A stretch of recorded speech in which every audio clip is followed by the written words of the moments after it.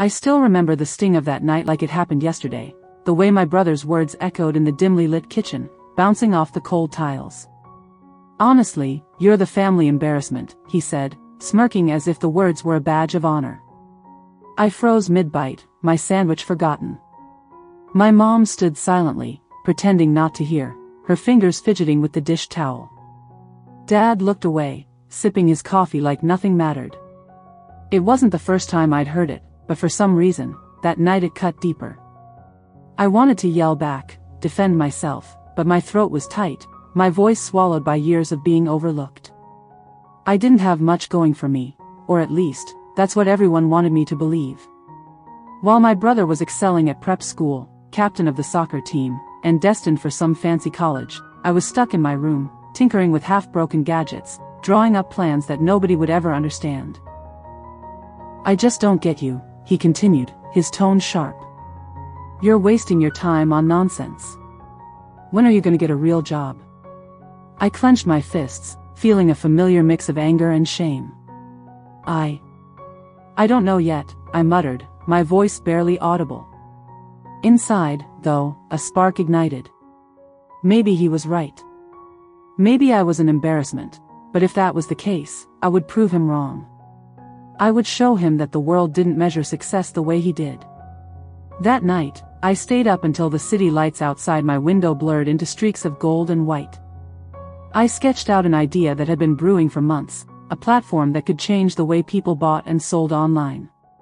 Everyone had laughed when I first mentioned it, including my own family. But now, the ridicule felt like fuel. As I stared at the sketch, I whispered to myself, almost defiantly, "I'm not your embarrassment. I'm just getting started." Little did I know, that promise to myself would start a chain of events that would turn my life upside down, and eventually, land me on the cover of Forbes as the youngest billionaire in the country. But first, I had to survive the next 3 years. The next morning, I woke up with my mind racing, the memory of my brother's words still burning like acid. I didn't bother going to the kitchen. I grabbed my notebook and laptop and headed straight to my makeshift workspace in the corner of my bedroom. My idea wasn't just a hobby, it was my lifeline, the one thing that could silence the doubt, the laughter, the condescending smirks of everyone around me. I started sketching out the platform again, refining the design, thinking about every detail, every possible flaw. My fingers moved faster than my mind could keep up, but that was okay because I needed to feel progress. Days blurred into nights, and I barely left the room, surviving on coffee and the occasional frozen pizza, while my family went on about their lives like I didn't exist. My brother would occasionally pop his head in, raise an eyebrow, and ask, "Still wasting your life on that nonsense?" I would just nod, refusing to argue, letting my silence speak louder than words. The first attempt was a disaster. I spent months coding, designing, and trying to get the first beta version running, only to crash the system repeatedly. Each failure felt like a punch in the gut. I could feel the doubt creeping in, the same old voice whispering, "Maybe you really are an embarrassment." But every time I felt that, I remembered the city lights that night, the whispered promise to myself, and I pushed harder.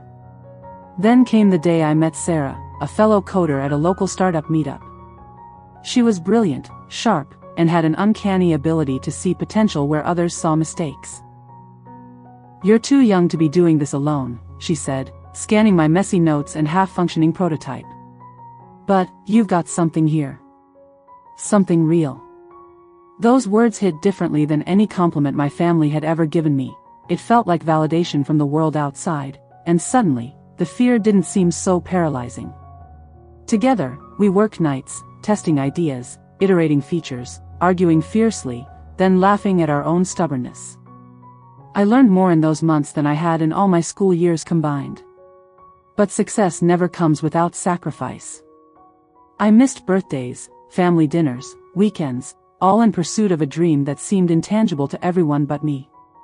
My brother didn't hide his judgment. "Still playing with toys, huh?" he asked once, when I was glued to my laptop, coding through 2 a.m. I didn't answer, only tightened my jaw and kept going.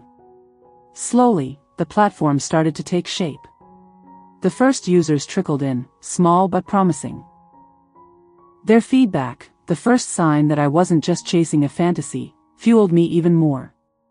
And then came the night that changed everything, our first major investor meeting.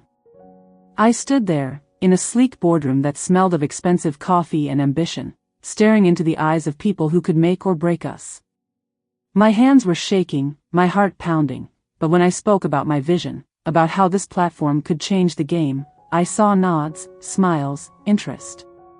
For the first time, I felt like my efforts mattered, like I could step out from the shadow my family had cast over me. As I walked out that night, the city skyline glowing behind me, I whispered to myself, this is just the beginning. I didn't know it yet, but the path from being the family embarrassment to standing on the threshold of unimaginable success was only getting started, and the battles ahead would test everything I thought I knew about resilience, ambition, and family. It all came crashing down one rainy evening, the kind of storm that seems to mirror every bad choice you've ever made. I had finally secured our first big investor, someone who could pour serious capital into the platform and turn our months of sleepless nights into a legitimate company. I should have been elated, celebrating the breakthrough, but the moment I walked in the front door, my brother's voice cut through the air like ice. So this is what all those late nights get you? A tiny startup that's probably going to fail anyway.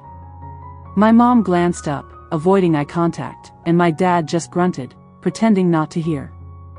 The words stung, but I ignored them, heading to my room to check emails. That's when I saw it, an urgent message from the investor. Their lead partner had pulled out. A miscommunication, a last-minute internal decision, they were done. Just like that, months of work, sleepless nights, and hope evaporated. My chest tightened. I could feel my stomach twist, nausea and panic rising. I wanted to scream, cry, throw something against the wall, but instead, I collapsed onto my bed, staring at the ceiling as the rain tapped relentlessly against the window. Sarah called immediately, her voice firm but gentle. "Hey, look at me," she said. "This doesn't define you. You know why? Because you've built more in the last year than most people do in a lifetime. We'll figure this out." I shook my head. "You don't understand. Everyone's right. I'm the embarrassment. Even my own family," her voice softened. "Then prove them wrong. Not for them, but for you. You're stronger than this." I sat there, letting her words sink in, and slowly the fire reignited, that stubborn spark I'd carried for years. I threw myself back into the project, working longer, smarter, and with more focus than ever. But the real challenge came at home. My brother, seeing my obsession with the failed venture, began mocking me constantly. "Still thinking you're going to be some tech genius? Keep dreaming, little brother." Each jab was a knife, but somewhere beneath the hurt, determination hardened into steel. One night, after another particularly brutal insult, I snapped. "Do you know what it's like to fight for something everyone else thinks is a joke?" I yelled, my voice echoing off the kitchen walls. He froze, taken aback. "You think it's easy? You think success is handed out like candy? I'm tired of being your shadow, tired of being told I'm nothing by the people I'm supposed to love." The silence afterward was deafening. My parents didn't intervene, but I didn't care. For the first time, I felt a strange sense of liberation. The chaos of failure, the scorn of my family, the heartbreak of dashed expectations, it didn't matter anymore. What mattered was that I refused to stop. Over the next months, Sarah and I rebuilt the platform from scratch, more robust, more intuitive, and more innovative than before. Each small victory, each user's message of appreciation, each tiny investment we snagged along the way became fuel for a fire that refused to be quenched. And through it all, my family continued to watch, sometimes skeptically, sometimes quietly curious, never fully acknowledging the possibility that maybe, just maybe, I could succeed where everyone else had doubted me. Little did I know, the storm wasn't over, it was just preparing me for the moment that would change everything, when the world would finally see me not as an embarrassment, but as unstoppable. The day our platform finally went viral, I was sitting in the corner of a tiny coffee shop, headphones on, trying to focus on coding tweaks when my phone started buzzing like crazy. Notifications, emails, messages, all piling up at once. At first, I didn't understand what was happening, but then I saw it. Headlines, blog posts, social media shares. People were talking about us, praising the platform, calling it revolutionary, and within hours, our small venture had exploded into a nationwide conversation. My hands trembled as I scrolled, disbelief mixing with exhilaration. Sarah's face lit up over video chat, eyes shining. "Do you realize what this means?" she shouted over the static. "We did it. They can't ignore us now." I laughed, a shaky, incredulous laugh, and for the first time in months, maybe even years. I allowed myself to imagine a world where my family's ridicule didn't matter anymore. When I walked in that evening, my brother was on the couch, scrolling through his phone, clearly noticing the buzz about me online. "So, I guess everyone thinks you're some genius now, huh?" he asked, voice dripping with disbelief and something else I couldn't quite place. My mom peeked from the kitchen, eyes wide, while Dad didn't look up from his paper, though I could feel his tension. I took a deep breath, trying to steady myself. "It's not about being a genius," I said calmly. "It's about never giving up, even when everyone, family included, tells you you're worthless." He didn't reply. He didn't know what to say, and for once, I didn't need him to. Over the next few weeks, interviews, podcasts, and even a feature in a national magazine followed.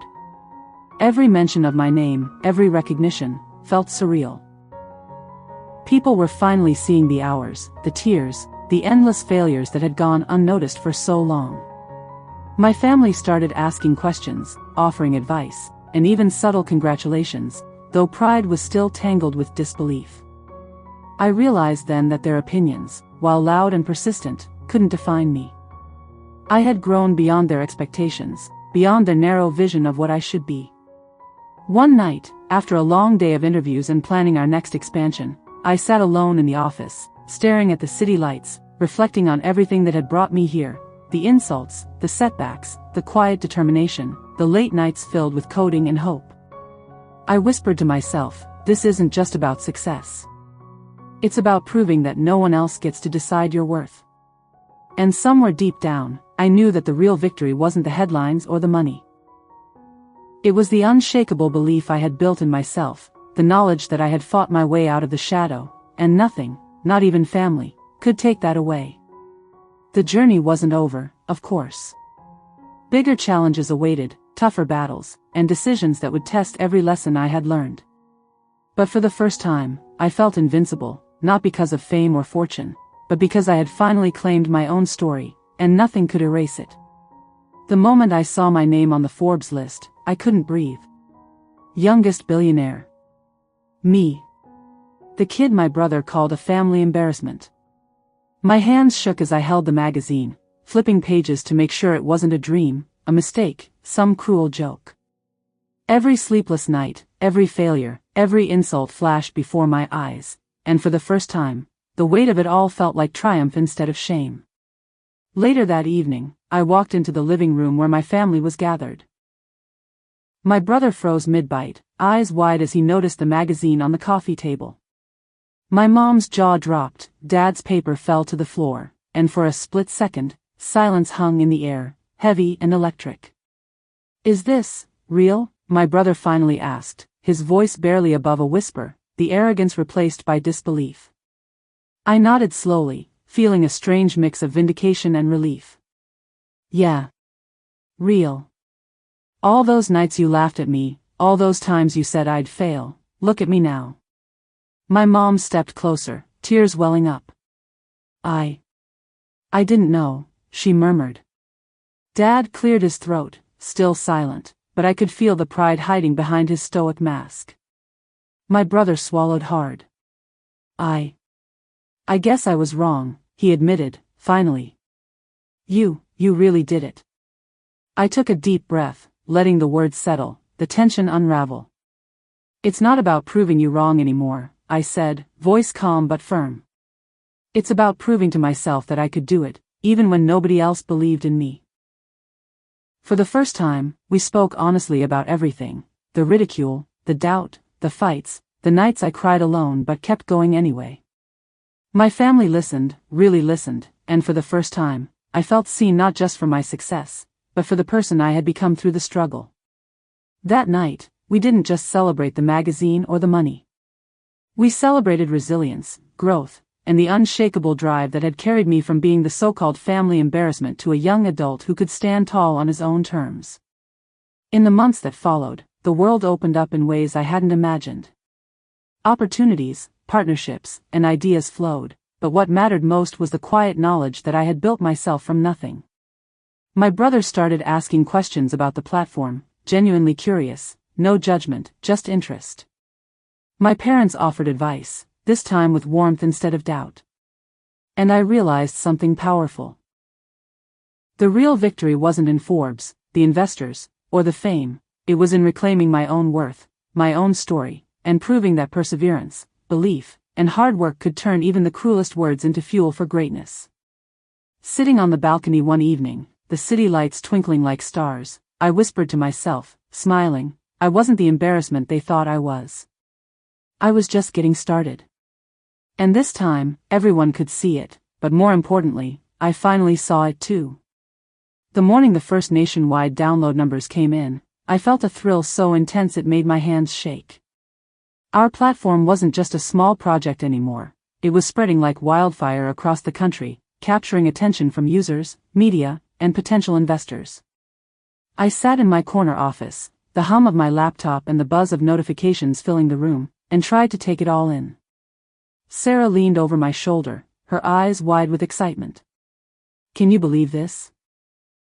We've got thousands signing up every hour, she said, pointing at the graphs. I nodded, a smile tugging at the corner of my lips, but beneath it, I felt the weight of responsibility pressing down. Growth meant staff, investors, public scrutiny, and sleepless nights. It meant every decision I made now could shape the future of thousands who trusted us. My phone buzzed again. It was my brother. I hesitated before answering, wary of the sarcasm I expected. Hey. I saw the news, he said, his voice quieter than usual. Guess. I should say congrats. I chuckled, feeling a mixture of vindication and awkwardness. Thanks. But it's just the beginning. You should see the chaos behind the scenes. He laughed nervously, and for a moment, it felt like a bridge forming between us, fragile but real. Over the next few weeks, I plunged headfirst into scaling the platform. Hiring the right people became a nightmare of interviews and difficult choices. Investors were eager but demanding, each meeting a test of poise and strategy. I felt the excitement of growth, but also isolation. The higher we climbed, the lonelier it got. Nights blurred into days, coffee became a lifeline, and sleep a distant memory. Sarah became more than a partner, she was a lifeline. We argued, brainstormed, and encouraged each other relentlessly, the kind of bond forged in fire and shared obsession. Yet despite the success, I felt the familiar tug of doubt. Every time I glanced at my family's faces, I wondered if they truly understood what I had built or if they only saw the headlines and assumed it was luck. One evening, I found myself standing on the balcony, city lights sprawling like a sea of stars below, and whispered to myself, this is only the start. The world doesn't get it yet, but they will. The thrill of scaling was intoxicating, but I knew storms were coming, and the next chapter of my journey would test everything I thought I knew about trust, resilience, and sacrifice. It hit me like a sucker punch on a Monday morning. I opened my inbox to see an email that made my stomach drop and my chest tighten. Our largest investor, the one who had promised to back us through the next funding round, was pulling out. A technicality, they said, a sudden shift in priorities. But I knew it was more than that. Someone had undermined us, questioned our vision, and cast doubt on our ability to execute. Panic surged through me, but I forced myself to breathe. I called Sarah immediately, her voice tense on the other end. What do you mean they're pulling out? She demanded. We've worked too hard for this to collapse now. I ran a hand through my hair, staring at the ceiling. I don't know. Something happened behind the scenes. They're done. For the first time in months, doubt crept in, gnawing at the edges of my confidence. The office felt smaller, heavier, every corner crowded with worry and fear. Employees were anxious, some whispering about layoffs or company failure. My mind raced through every option, every backup plan I had neglected in the whirlwind of growth. Nights became longer, days shorter, my health and patience fraying. But the real sting wasn't the money, it was the betrayal. Someone I trusted, someone I'd believed in completely, had jeopardized everything. I paced the office, muttering to myself, trying to piece together what went wrong. Sarah watched me quietly, her presence grounding. "We can fix this," she said softly. "We have to. Together." I nodded, knowing she was right, but inside, fear clawed at me like a living thing. The pressure bled into my personal life. Sleep became impossible, meals optional, and my brother's occasional calls became unbearable reminders of my family's lingering doubts. "Still thinking you're some genius, huh?" he said once, trying to mock me. I barely reacted, the anger now replaced with exhaustion and frustration. But even at my lowest, a spark remained, the stubborn refusal to let everything crumble.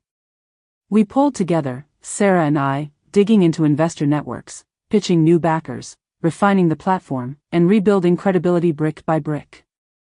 There were nights I cried alone, nights I wanted to give up, nights I questioned whether I was truly cut out for this. But I remembered that kitchen years ago, my brother's cruel words, my whispered promise to myself. I wouldn't let it end like that. Months of relentless effort, sleepless nights, and tough decisions finally paid off. We secured a new round of investors, stronger and more aligned with our vision than before. The platform survived, grew, and thrived. And through it all, I learned the hardest lesson: trust must be earned, resilience must be practiced, and failure is not the opposite of success, it's part of the journey. Standing in the office one quiet evening, I looked around at the team, the city skyline glowing beyond the windows, and whispered to myself, this was never just about the money. It's about proving to myself I can endure anything. The storm had tested me, battered me, and pushed me to the edge, but I had survived, stronger, wiser, and ready for the battles yet to come. It started quietly, almost hesitantly. My brother knocked on my office door one evening, his usual arrogance replaced by a nervous stiffness I hadn't seen before. "Can we talk?" he asked, eyes avoiding mine. I leaned back in my chair, surprised but curious. "Yeah," I said cautiously. He stepped inside, fidgeting with his hands, a rare vulnerability in his posture. I wanted to say. "I was wrong," he muttered, finally meeting my gaze. "About all of it. About you, your ideas, everything." My chest tightened, memories of years of insults and doubt rushing in, but I held my voice steady. "It's taken me a long time to realize something too," I said quietly. "This isn't just about proving anyone wrong. It's about proving myself right. And surviving the doubt, even from the people closest to me." His eyes glistened, the anger and rivalry of our youth giving way to something softer, a bridge forming where there had only been walls. "I never understood," he admitted. I thought you were wasting your life, that you'd fail, that I was the smart one, the successful one." I shook my head, a small smile tugging at my lips. "You were just scared, just like everyone else. I wasn't the embarrassment, you just didn't see the fire I had inside." My mom stepped in then, tears quietly running down her cheeks. "I should have supported you sooner," she whispered. "I was afraid, but I see now, how hard you fought, how much you believed in yourself. I'm proud of you." Dad, standing silently in the corner, finally spoke. "You've done more than I could have imagined," he said simply, his voice low but firm. The room was heavy with emotion, the years of tension and misunderstanding slowly melting into something warmer, more real. For the first time, I felt truly seen by the people who mattered most, not just for my success, but for my courage, persistence, and the person I had become. That night, we didn't just reconcile, we connected in a way that was honest and raw. The laughter, the apologies, the shared memories, they reminded me that success wasn't just about money, fame, or recognition. It was about the journey, the relationships forged and healed, and the strength to stand tall despite every doubt and insult. I realized then that my story wasn't just mine, it was intertwined with theirs, with the people who had shaped me, challenged me, and, finally, understood me. And as I looked out over the city lights from my office window, I whispered to myself, this is the real victory, the people I love finally seeing me for who I truly am. The path ahead would still be challenging, but for the first time, I knew I wasn't alone. The battles of ambition, failure, and recognition had taught me resilience, but the battles of family, understanding, and forgiveness had taught me something even more profound: love and connection are the ultimate triumph. The morning our company hit its first billion-dollar valuation, I didn't feel the rush of euphoria I expected. Instead, I felt a quiet awe, a deep sense of accomplishment that went beyond numbers or headlines.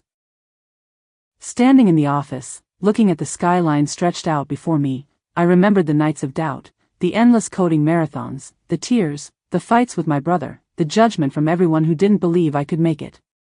It all led here, and the weight of it settled on my shoulders like both a triumph and a reminder of how far I'd come. Media requests started flooding in: interviews, features, podcasts, panels. People wanted to know the story of the kid labeled Family Embarrassment, who had built a billion-dollar company before turning 30. I smiled politely, answering questions with poise, but inside I felt the same nervous energy I had felt at my first investor meeting. The difference now was confidence born from experience and relentless perseverance.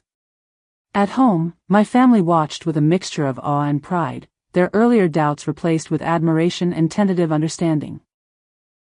My brother came to my office one evening, leaning casually against the doorframe, trying to hide the emotion in his eyes.